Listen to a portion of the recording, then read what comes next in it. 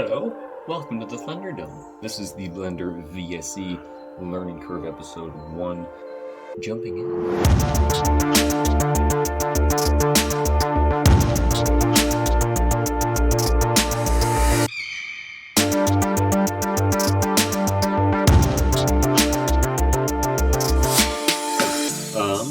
Let's see. So first thing we gotta do, obviously, open Blender. Go to, wait, hang on. I gotta go new, video editing. Cool. Now, everything about this is wrong. The first thing that I know I need to do is I needed to do it earlier. First thing I need to do, I need to set a proxy. How do I do that? Oh, it's per strip. Cool, that's helpful actually. The animations are what I've made already in Blender VSE, so this is, the animations are as far as I've actually gone. Effect strip, speed control, boom. Where is it?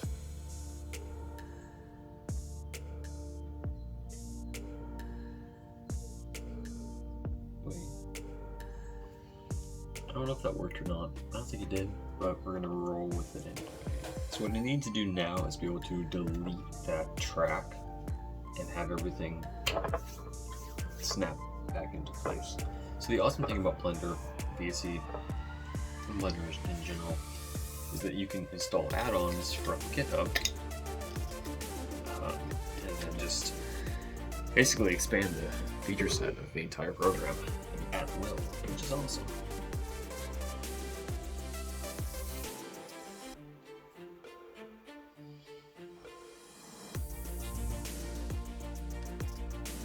It doesn't autosave. That's the lesson. Preferences, because we need that to autosave.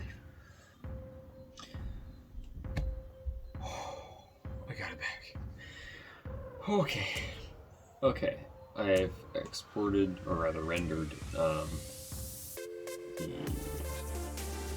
rough draft, if you will. I'm going to go ahead and throw in my music. Where do we go for our music? Epidemic sound.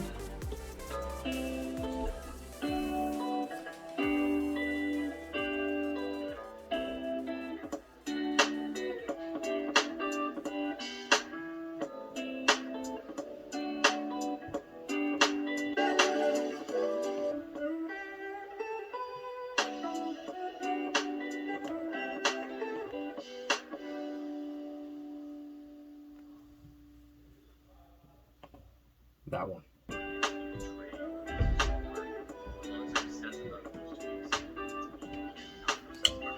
Saving that, and I will render it. Now I'm going to go eat Totolo.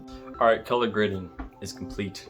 Everything's done. I'm ready to upload that. I gotta do this first, so basically I ended up doing the last quarter of the project not recording because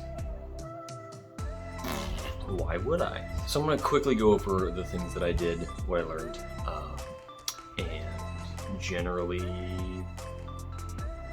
yeah, what I learned. So the first big thing is that I could box select my tracks, group them, and then move them all from there. Because my biggest problem was that I couldn't do, or what would you call that, I guess snapping the track.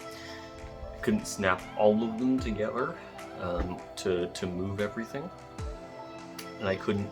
This is the big thing about Shotcut, which is the program I used to use, is that I could right click in the dead space, I guess, and then there would be a remove option, click remove, and the entire track snaps back into place. And Blender doesn't have that, so I have to do everything manually. So I found that I could box select, and that has been a massive time saver. Box select, group, move, ungroup. Done. The other big benefit to that over Shotcut is that because of this, I can actually do that for multiple tracks. In Shotcut, I had to go in and control click everything. And I moved all of my elements up a bunch of tracks so that it would leave some room for my audio work, as well as some room for, and I still don't know the terms for this, where you take one clip and you put it just a little bit behind the other one, so people stay, dopamine, because you have to give them a little more information just before they can see it, so you hear information before you see it. That way you are constantly engaged. It keeps people watching, hopefully. Lastly, what I did is I exported the whole thing and then put it in a new file, grouped everything together, and then just split up all the A-roll from the animations and overlays. That way I could take the A-roll, color grade that, contrast all of that, render that, and I was good to go. Now the way you color grade in this is you're just going to go to the modifiers tab, and then from a drop down you'll be able to pick a couple of options. Not as many options as I would like, and what I'm hoping for is that I'll be able to find an extension, essentially, add-ons for Blender that would give me more options. Because Shotcut does have a pretty nice list of options that I don't want to give up at this point. So for now, until I get that sorted out, I think I'll probably have to tag team between Blender and Shotcut, but my next project for the next episode will include looking up that sort of add-on.